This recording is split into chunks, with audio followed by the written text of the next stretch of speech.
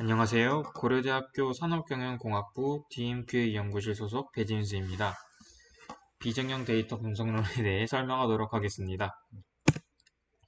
이번 영상에서는 글로브와 패스트텍스트에 대해 설명하도록 하겠습니다.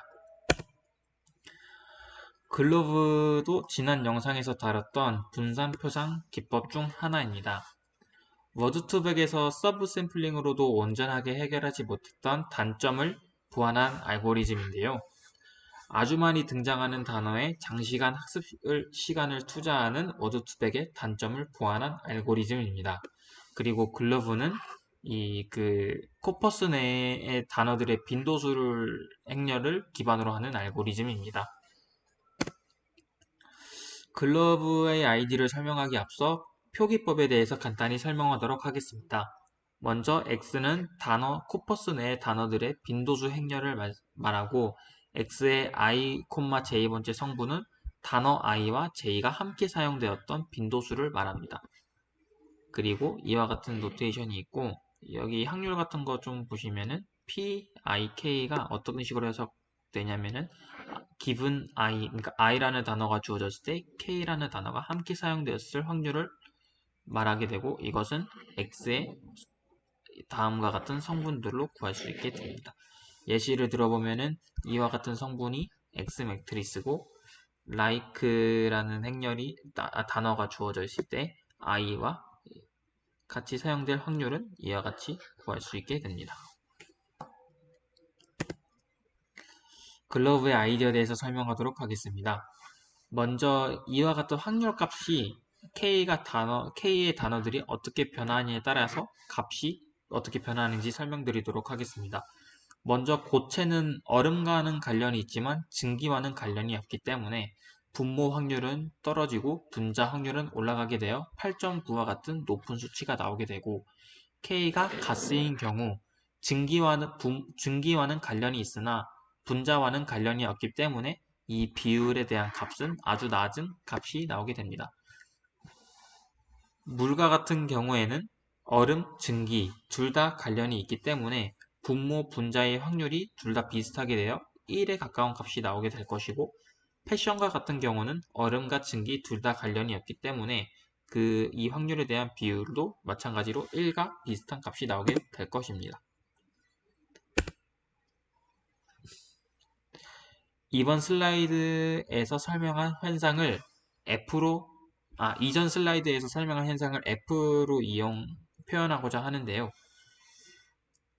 전 장표에서 설명드렸던 이 확률 값에 대한 비율을 이렇게 F의 표현 방법으로 설명하고자 하고 여기서 W는 임베딩된 벡터를 말하게 됩니다.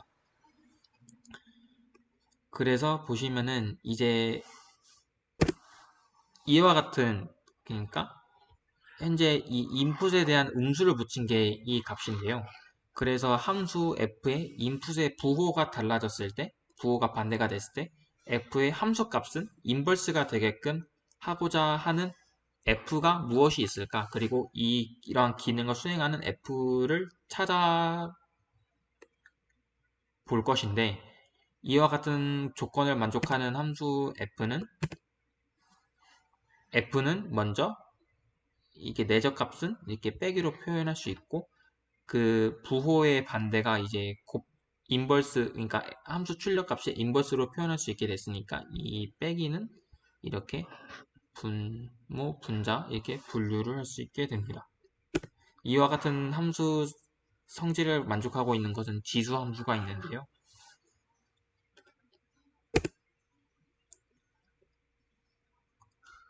그래서 f라는 것을 이제 지수함수로 표현을 할 것이고 다음과 같은 포뮬레이션을 진행할 수 있게 됩니다.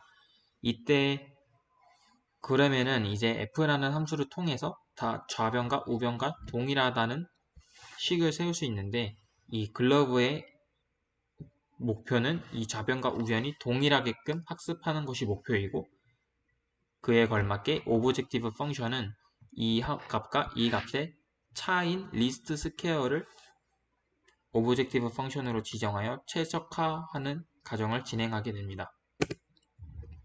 그래서 이와 같은 빨간색 내에 있는 것이 파라미터고요. 이 xik가 데이터 역할을 진행하게 됩니다. 우리가 간직할 수 있는 데이터입니다. 그래서 이제 이와 같은 오브젝티브 펑션을 설정하게 되었는데요. 여기서 조금 수정을 진행하게 됩니다. 이 fxi를 고려해주게 되는데 이 함수의 역할은 xij가 너무 빈번하게 자주 사용되었을 시 그것에 대한 가중치가 더 이상 증가하지 않게 해주는 f값을 이렇게 한꺼번에 고려하여 최종적인 오브젝티브 펑션을 정하게 되고 이와 같은 함수를 최적화를 진행을 하여 글러브는 학습을 하게 됩니다.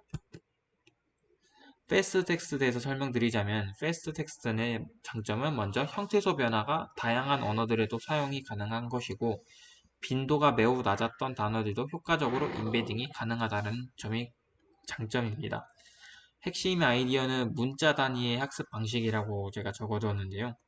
이 말은 문자 단위 수준의 인베딩을 진행한 후 그 벡터들의 합으로 단어의 인베딩을 표현하고자 하는 것이 이 모델의 핵심 아이디어입니다. 그래서 추가적인 설명을 덧붙이자면은 이것은 이제 지난 시간에 설명드렸던 스킵그램의 오브젝티브 펑션인데 서페스 텍스트가 뭐가 다르냐면 이 내적 부분에 대한 설정이 조금 다르게 됩니다. 이 일반적인 내적을 조금 더 이제 내적들의 합으로 대체하게 되는데요. 여기서 보시면은 내적들의 합으로 진행하게 된다 했는데 이 U라는 벡터를 이제 아까 설명드렸던 문자 단위 수준의 문자 단위 수준으로 분류를 한 후에 이 N그램 단위 수준의 인베딩된 벡터 UG들의 G와 VC의 내적의 서메이션으로 이와 같은 내적을 대체하면은 서브 모델의 핵심 아이디어를 구현할 수 있게 됩니다. 감사합니다.